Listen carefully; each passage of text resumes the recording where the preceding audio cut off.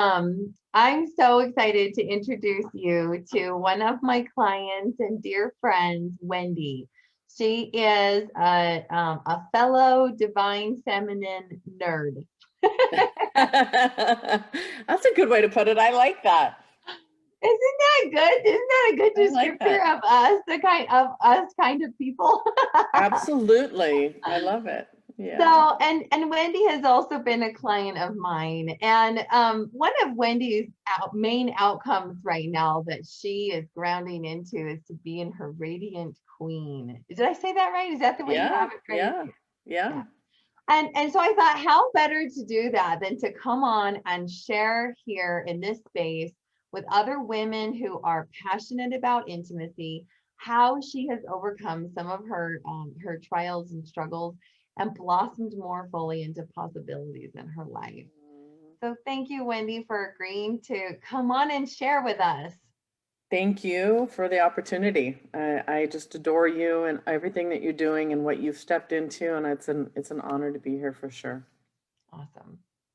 So let's just start. Tell us about you, Wendy. What is a day like in the life of Wendy? Well, um, I am a brokerage owner. I am a mom of two girls. I am a wife now of an awesome man. And so my days are, filled with, I feel like with most, juggling those, the needs of others, and really lately very present to how I can put myself and my queen first and what that looks like so that I've got more to give. So the day in the life is answering emails, phone calls, supporting people, really, just giving that support, not just knowledge wise, but emotional and mental to those around me. That's huge. And one of the main things I think that will be beneficial for people watching to see is someone who you're real humble and you're not real braggy. I wish you were a little more braggy today. But like Wendy Okay. is a brokerage owner, you guys. So how many real estate agents are in your brokerage? We currently have about 20, I think we have 25. So 25 people who basically are looking to you to help them figure out how to be successful and sell lots of houses so everyone can make lots of money, right? Pretty much. Pretty much. Yes. Yes. That's And I'm amazing. sorry you are hearing my dog snoring in the background too. So I got to actually say can't. I can't even hear it. So you will. snore away, little guy. She's So, but yes. I think this is powerful for people who are watching this who are like, I don't have time to, worry about intimacy, or I don't have time for, right? Because you definitely have plenty of opportunity to make that same assessment of your life. Like your time Oh, is and I full. do many times. I mean, I use I'm busy all the time for and so again, that's a really cool thing that I'm kind of stepping into is am I busy because of really intentional things that are creating and coming to me, or am I busy and I want to say no to this because my queen self doesn't feel that it's in the best use, or am I saying no because I'm afraid of something? So I mean, this is how my brain works all day long, is looking at all of these things coming to me, and yes, it the um the busy can be such a wonderful excuse, but it also can be a great highlighter to illuminate where what truly intentionally you want to space you want to create for things that are coming into your life. So yeah. Right? Isn't that the truth? And we decide, don't we? I'm in the same boat, always reassessing that. Um, I'm sensing now, and I shared some questions that that I had with Wendy, but I'm kind of sensing now. I think it would be good for us to give just a little overview of sort of like where we started together and where you are now, so we can get into the meat of this, because people watching here are seeking for answers to their own stuff, right? So I kind of I want to speak to the audience for just a moment and say that what Wendy is going to share here is really relatable, especially to people who are driven entrepreneurs, business owners, who are also wanting to deepen their intimacy in their marriage. So is that okay with you, Wendy? Absolutely, absolutely, and I love it because I love this conversation. It's funny because Jen and I have been having this as we're looking at writing a book around this whole masculine, feminine idea, and what's coming from it is this whole, for me, this intentional space of how you show up as a feminine inside a very strongly dominated masculine, I feel like, world. So in real estate, you've got your big dogs, as they say. You've got a lot of masculine energy. You've got the glass ceiling issue. You've got corporate world. So what had me, so the cute thing with this story of how I got in touch with you was, well, for one, I have been certified in the coaching work that Melissa does and that you've been coached on. But Jen, who is one of the owners as well as that coaching platform, had said, you've got to talk to Melissa. She's just in this feminine space that is just where we want to be. And she's, and she knows we've had these conversations around masculine, feminine, how we show up in the world for over 15 years now. That's how long we've been friends and working through all of this. And so that gives you a reflection, you guys, as to how long I have been in a study of masculine, feminine energy. I've been doing real estate for over, gosh, it'll be it's over 20 years now. I've been in management for the last 15. So I've definitely been studying this, but my opportunity to go deeper with this was right before, was 4 months before I got married to my now husband, who we'd been together for 8 years. It would be 8 years at the end of this month. And I felt that I wanted to be completely, I still will always have emotional healing and layers to do around my own sexuality, my own identity as a female. If it, and I wanted to go deeper with it. I really wanted to go into a space where I think I told you, I want to walk down that aisle knowing that I have done everything in my power to be the best me that I could be. And that is kind of how I've always led my life, of knowing that, I don't know why I'm going to cry, but knowing that there's always more, and wanting to experience more, and knowing that we're not meant to do this alone. And so as I've been certified in coaching and have been on this path with other people like Melissa was willing to do for me, I recognize in that moment that I did not have that type of support that I was giving myself.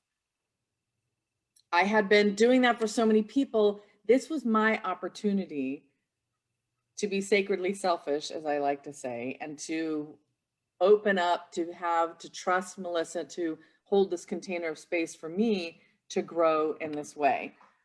And it was profound. Yeah. That's so beautiful, Wendy.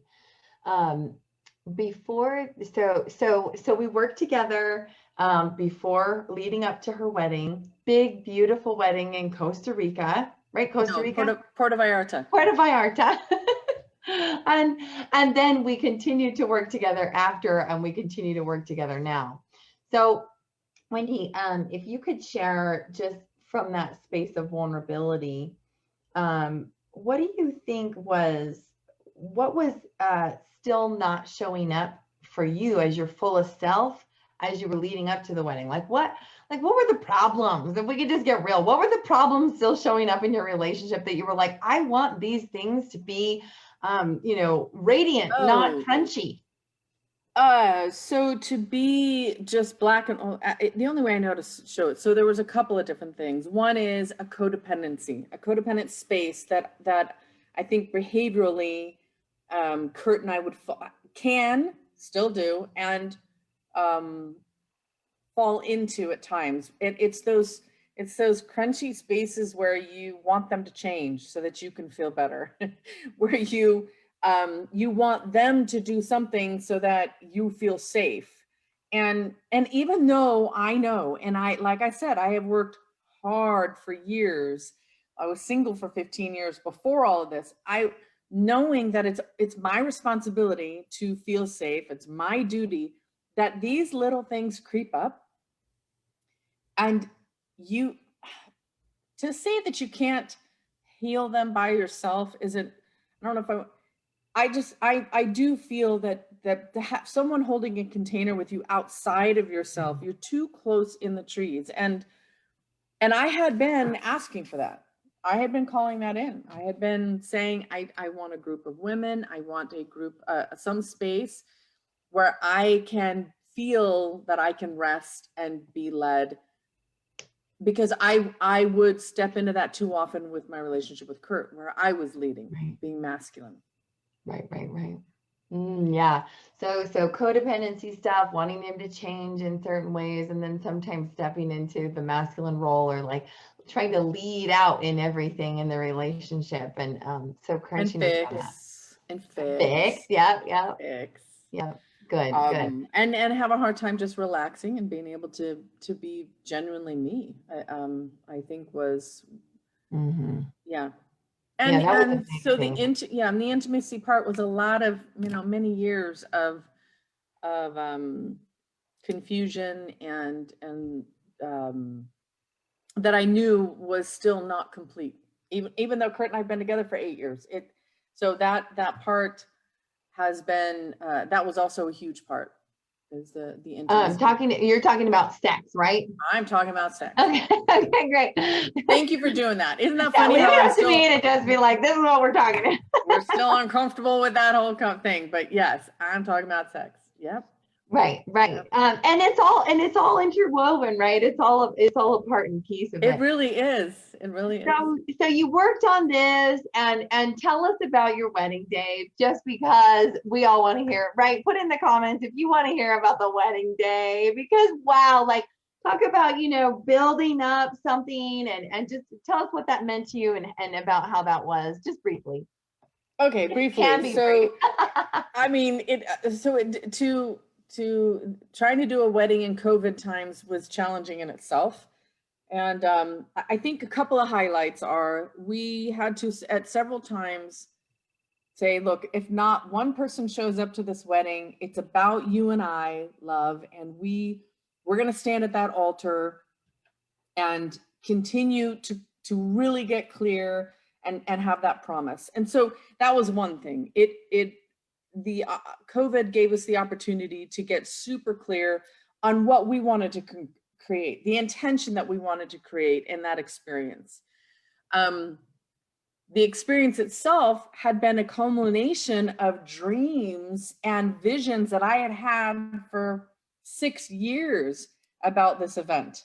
And then the other bullet point, I think, is the huge piece that we intentionally did around the values. And you work with the values a lot in your coaching work, that we were super intentional with our values. In fact, we both said that our pinnacle of our ceremony was, or the wedding itself, was the exchange of our vows, because because Kurt has also gone through the work, we both, and I keep getting goosebumps as I'm talking, our vows were completely around the values.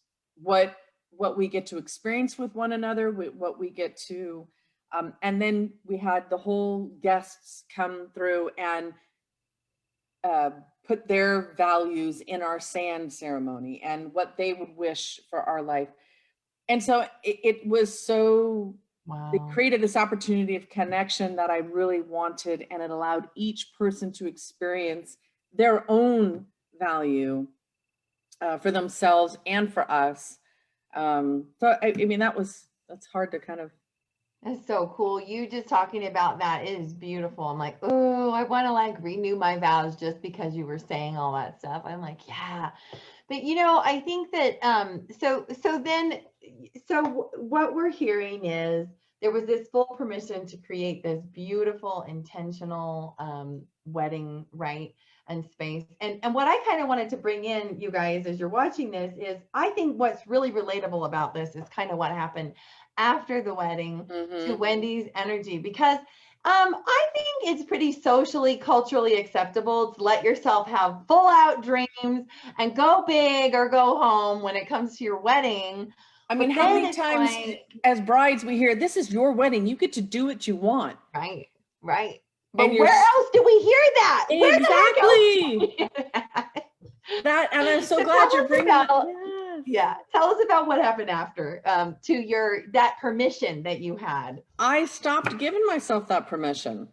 I truly did, and I get goosebumps every time I talk about this with you, and because I literally, it must have been almost, it was probably 4 weeks at least where we were talking, and I was crunched down, I was heavy, and it was I think the important part is I recognized what I kept saying was that I wasn't free to live out my dream because I was worried about what Kurt would say or feel. And here we had just experienced this whole thing where we both literally played full out, gave ourselves permission to be who we were. He was dancing on the dance floor like I've never seen him dance. And he kept saying, well, this is my time to experience this. And it hit me through your help that we don't need permission. In fact, it's our duty to get so, what's the word I want to say? It's our duty to care about how we feel, to be that sacredly selfish so much that we're not willing to accept anything else, because it is either living or dying, meaning there's no in between. Like if you really want to live full out and you want to be a radiant queen where you get to have your king next to you and experience what that feels like, you have to be willing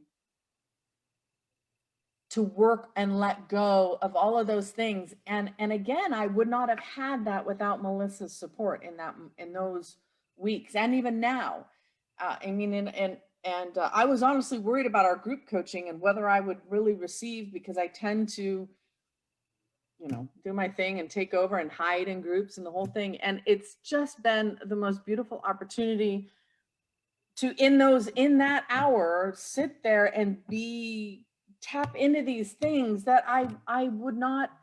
It's kind of like anyone can buy a house without a realtor. Any agent can sell almost without a broker, meaning they don't need, but I'm not going to go through a divorce or through a house sale without someone who has that knowledge and who's going to hold that container for me. That is what I've been able to get with Melissa. And that's what I feel is super important. So if you're not finding that container somewhere, it's a slow death. And the trippy part afterwards was that one conversation.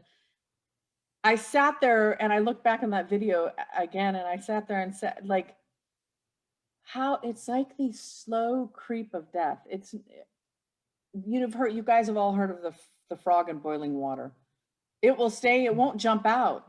It will die. It will just keep getting so hot that it eventually dies, because the water boils so gradually. And that's kind of what I felt like afterwards, that we had all these experiences and I had been so sacredly selfish and really tapping into that queen. And then I let it all kind of go in a slow death that I wasn't even realizing I was doing. Yeah. That's so powerful. And I think that's where we can all relate, can't we? So holding yourself back because you didn't want to upset your husband. And if we could just delve into that a little bit more.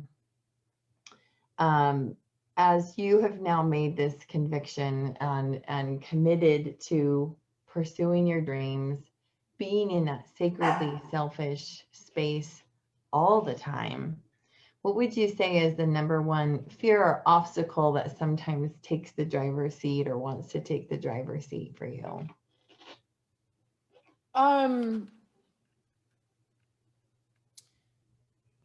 Probably a couple of things. One, I'd say, to be first offhand, it's not trusting your intuition. So that feminine guidance. And it's whenever you're met up with resistance from somewhere, it's not always about you. Like I think that I will get resistance from somewhere, and I'll think, that must mean maybe that because I'm getting that resistance, I need to, pivot around it, and so because I don't want to be uncomfortable. So really being, I think the awareness of really like the contrast. So probably the biggest thing is stepping into that radiant queen. What does that feel like? Radiant queen feels huge and beautiful and excited and energized and has ideas and has support for people, and but then also doesn't need to say a word. So like this fire and water mix, which is masculine, feminine, and the feminine is water. It's the flow, it's the receiving, but yet as water flows, we all know about the Grand Canyon, the water will create exactly what it wants to do, but not in a sexy way. So I think it's been this like check in, okay, I'm uncomfortable. Sorry, I swear. Talk about uncomfortable.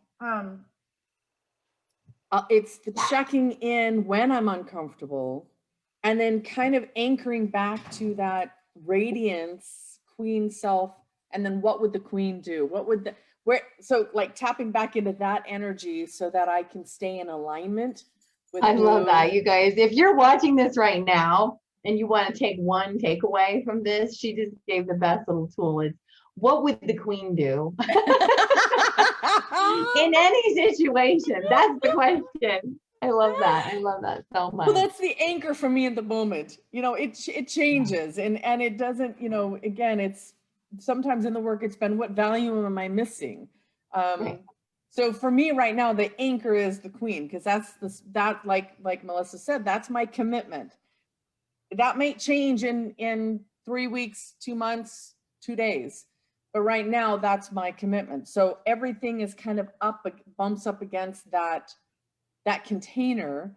So because really when I just stepped in and let go, I started to dream again. I started to look at the possibilities. I mean, all of the things that are the key points of every single layer of the coaching work, the Gibson Banning method that you coach on, that is just, I mean, it's just beautiful. But that's all, Yeah, which I love that. And in fact, I think Beth might be here watching. She liked my little anticipation post I did about oh, good. So anyway, Beth, if Hi, you're here, Becky. say hi. Beth Banning is the creator of the Gibson Banning method, which is the materials I'm certified in, and that made me into a coach. Yeah. So what I see often, and why I felt this was so relevant for you guys here in this group, is all the time I hear women who will say, I have this inside of me. I have this thing and I want to birth it. And it's so exciting. And it's honestly more vulnerable. Speaking about this thing that's inside of us is more vulnerable than speaking about any of the shit we've ever been through in our lives. So true. And so they, even talking about it, even dreaming about it, even allowing it to start to come out and be birthed feels so scary because it takes risk. And what I find all the time, and I talk to hundreds of women, all the time, I'm talking to women, is that we don't do that because we're afraid of how it's going to affect our marriage. We're afraid that somehow we're going to be left alone, or we're going to outgrow our partner, or we're going to shake things up so much that maybe we decide we don't even want to be with that partner anymore. And so for all these fears of things, stories that we make up that haven't even happened, or maybe have no evidence even, we hold ourselves back, we subdue, we play small. That is such a good point, because I mean that's exactly what we uncovered that day. And the interesting, I mean, she kept saying, what's preventing you? And I'm like, I don't want to, really at the end of the day, it was, I don't want to be alone. I just got married to this man and I don't want that pain of that uncomfortable perception of the separation. Mm-hmm. I mean, I can feel it now as I talk, even still. It is so acutely aware of, and that really was what started. It still does at times if I'm not present to it. When it comes up, I mean, the recipe for me is as soon as it comes up to recognize it, because I've had opportunities to do that and I will continue to, because when you're living with someone and you innately want their dreams to come true, you feel that if you follow yours, I mean, it's such a good point, Melissa, if you follow yours, that someone's going to suffer in some way, or that you're going to put somebody out, or that they're going to have to do something different. I mean, think of how much time we spend in juggling our brain around, at least I do, around, okay, what do my girls need? If I do that, that's going to make Kurt uncomfortable. If I do that, that's going to make my daughters uncomfortable. Ooh, if I do all that, that's going to make my agents uncomfortable. And I mean, lately it's been like this pure thing. Well, if it does, that's okay, because that's for them to experience. I have to experience what I need to experience or I will die, meaning what's my purpose here? And there's no, that feels exaggeration, but you all know that dream that's in you, it feels so big, it feels so painful at times, it feels so scary, but you also know that if you keep pushing it down, that it's even more scary and more painful, and there's a slow death with that. That is how, and honestly, since I've kind of uncovered that, I have just loved the dreaming process. Like, even if I don't fulfill the dreams, I'm just sitting there loving this energy and the space of just sitting here in the dream space. Like, I could care less if I get them done, because I am enjoying it so much just to dream. And for me right now, it's the permission to just dream. And so whatever comes, I'm just having so much fun in that space. And, you know, it's interesting because I've been talking about this topic a little bit over the last couple of weeks, and in a larger group that I'm a part of, a lot of women will be like, you know, screw him if he can't keep up, blah, blah, blah, right? Like, that's our temptation. And we almost feel like I either care so much that I have to stifle stuff, or if I'm going to pursue my dreams, I have to be like, well, then sucks for you. You can either join me or leave me. I don't care. Like, I don't care about you. So how do you, because as you talk about this, you guys, you can feel from Wendy, right? Like, that there's a balance, that there's not this, it doesn't have to be either or, black or white. So if you could if you could speak to that, how do you think you find that space where you're in that beautiful flow of masculine, feminine? Because I've been there. I've been exactly where you're talking about. And what I recognize is every time I go to that, it's my protection of a limiting belief that I'm holding that is causing me to judge. Meaning that is it's like pinnacle judgment. At the moment that I am wanting somebody else to, you know, that I'm even like, F that, he can just, you know, I know I'm in judgment and I've disconnected. So, and I'm no longer in touch with myself, and I'm no longer in choice. I'm no longer free to be me.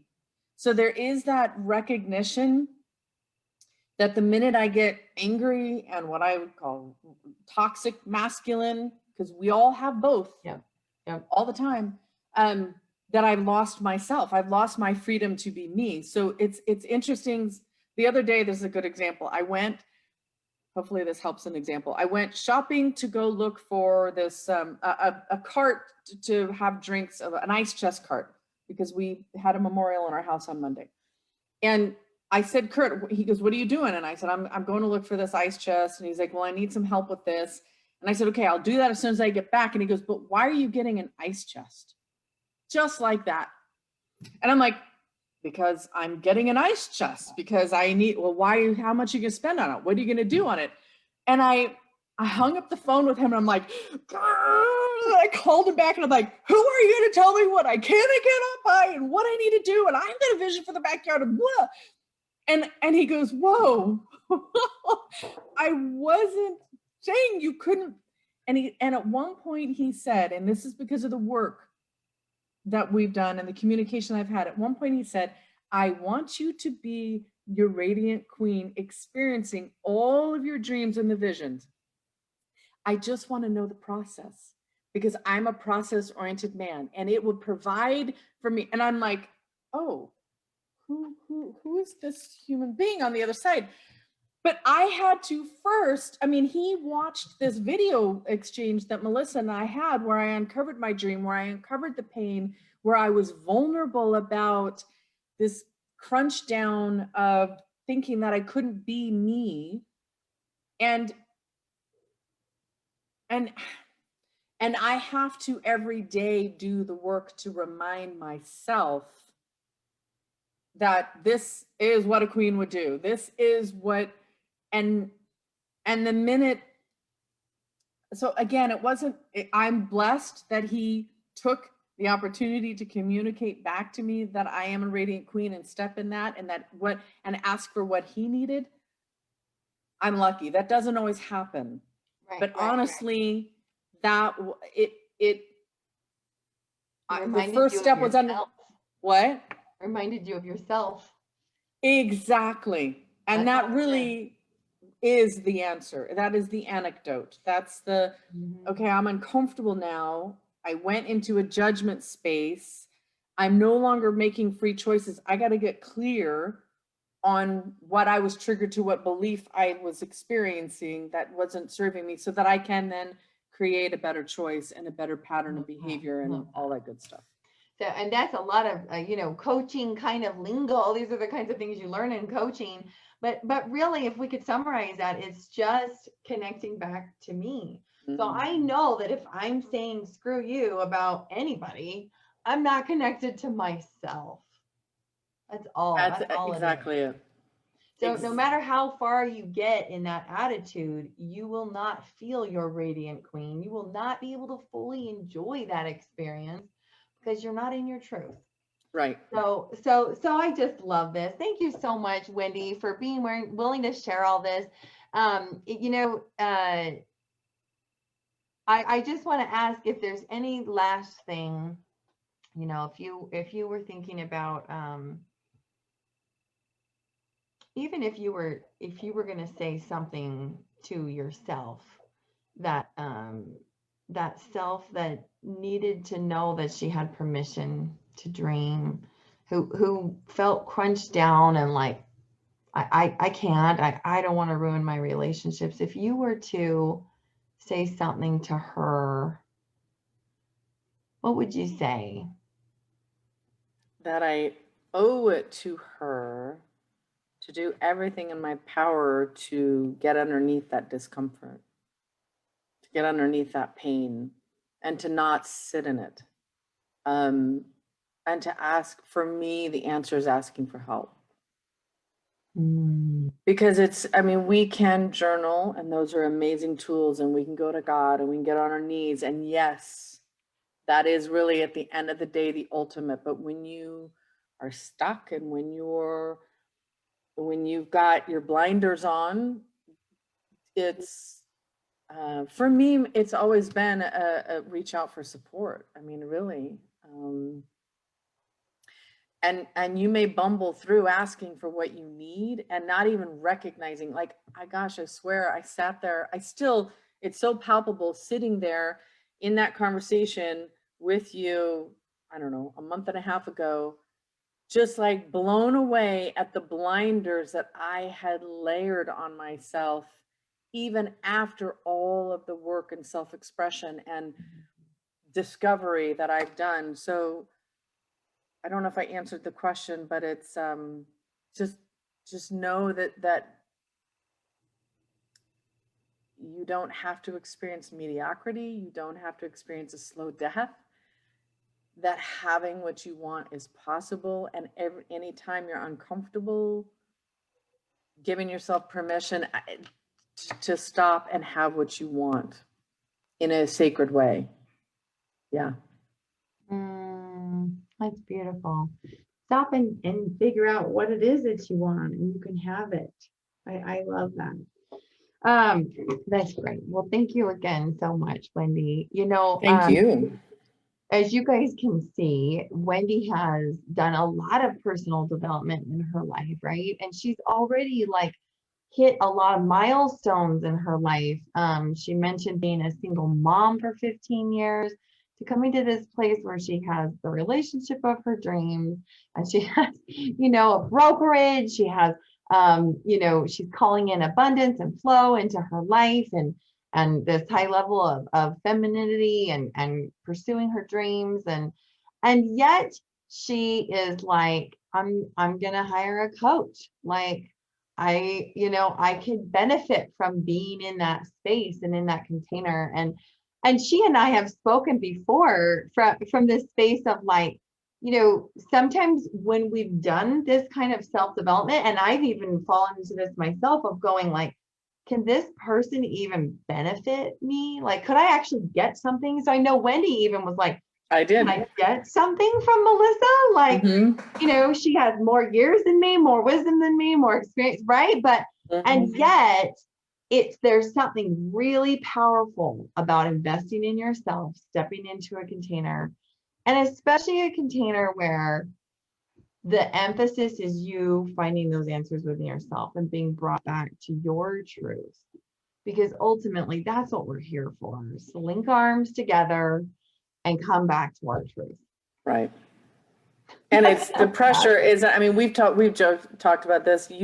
You, Melissa, do not have to, the expectation we have of somebody, again, that's that codependent space. If we're having an expectation that somebody is supposed to be better than us, I'm just looking for someone that can bring me out more, a container that I get to be me more. And that's what I get with your coaching and in this space. You don't have to know more than me. You never will. I will never know more than you. But I don't have to.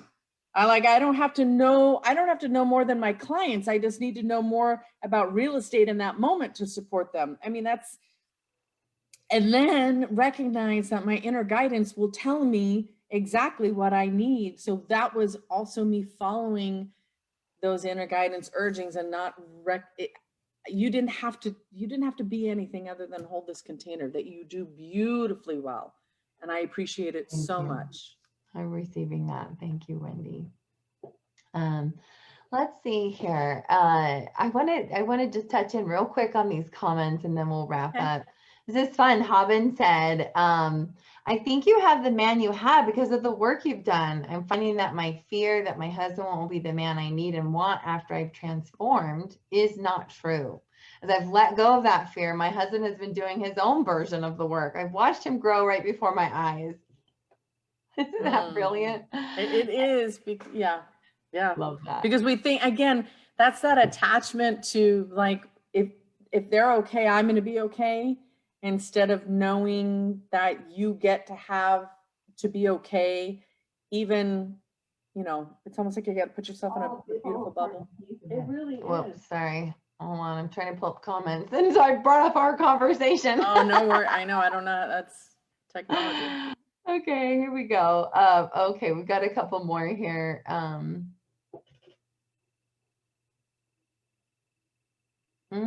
Interesting, Glynis. She said, I know what to ask for, but my husband says that I don't ask in a way that he can take without offense. Oh, relate to that one? I do. Man. So, one of the books that you, I think, recommended is The Queen's Code. I have loved that book for that reason. And it's because of the other work that I have done that allowed me to kind of really glob onto that book and love reframing things. Because look, we are, and I struggle with this a lot, meaning I will just say what I want to say and feel what I want to feel. And then because I'm so present to what I want to feel. If I feel I have to censor myself, then I feel that someone else is controlling me. And really what I've had to understand, such a good comment, is that if I want to receive what I want to experience and receive, then I need to frame it in a way that it's going to be heard and allowed support in that. So there's a lot of words that I've used recently with love. This will provide for me a sense of well-being, or the value of connection with you, or and the emphasis on the word provide is really key for that masculine to feel like, oh, you know, I just got off a call with a woman this morning and she said, my husband literally said to me, I feel like you want me to be your bitch. And so if we ask or demand for things or whatever, like they have this huge innate fear from birth that they're going to be whipped by their wife or whatever. Yes. Instead of seeing our request as like, this would provide so much for me. And they're happy to do it. That primal instinct. Yeah. But I think it's the vulnerability of asking that stops us from really asking and getting clear on what it'll provide. We have to know that first, in order to even have that conversation about what it's actually going to provide for us. Yes. I love that. Doing that inner work. That's great. Yeah, thanks for that comment, Glynis. I hope that helped. Hard time knowing what I need to ask for. What other comments do we have here? Just want to make sure we're touching in on these. You guys, thanks so much for hanging in with us and engaging in this conversation. So cute. Everybody was like, we want to hear about the wedding. I'm just scrolling through the comments. Yeah, Brianne said, I feel that not being able to relax. And the comment, sacredly selfish. That's powerful. We could do a whole training on that. I was going to say that has been one of my anchors for sure. And then the other anchor that I have around that one is, if it's the truth for you, it will be the truth for someone else. They may not like it, and you may not experience them experiencing their truth, but it doesn't matter. Meaning it's truth, it's truth. There's no argument with it. You just have to stand in that. And I think that that's also been a tough one for me as a mom. And as even with Kurt, it's like, okay, this is my truth. I don't know why. I don't know why I'm feeling this. I don't know why it's important to me that this is what I feel. And then having to be okay with everyone else screaming and yelling around you, because you've stepped into yourself and they've got to now bump up against themselves. Bingo. That's really what it is. That is really what it is, isn't it? Oh, This is so good. All righty, you guys. Well, thanks again. And Wendy, thank you so much for this time and sharing your heart with us. Thank you for just blessing this space with your radiant queen energy. And I usually end this with a little manifesting energy work piece. Can we just do that for a moment? Oh, heck yeah. Okay, because Wendy really, she is a corner for our queen energy. Can you guys feel that from her? That queen energy. And so I want to just tap into the group energy quickly and do some tapping on your heart space. And Wendy, you do this too, because we can always take in more queen energy, right? And ground in, receive that queen awareness of yourself. Tapping on that heart space, tap now on that solar plexus space. That's the space just above your belly button, your power center. Breathe that in, calling in that queen energy. And then the space just below your belly button, your sacral chakra or womb center. Breathe that in. Being that queen in all ways, right? In all spaces and places. This is who you are, a daughter of God, a daughter of the universe, a queen in your radiance. This is who you are. And you know what you want and what you need. We're activating that within you right now. Take a deep breath, breathe that in. Exhale anything that doesn't serve. Alrighty, guys. Thanks again so much. Thank you, Take girlie. care.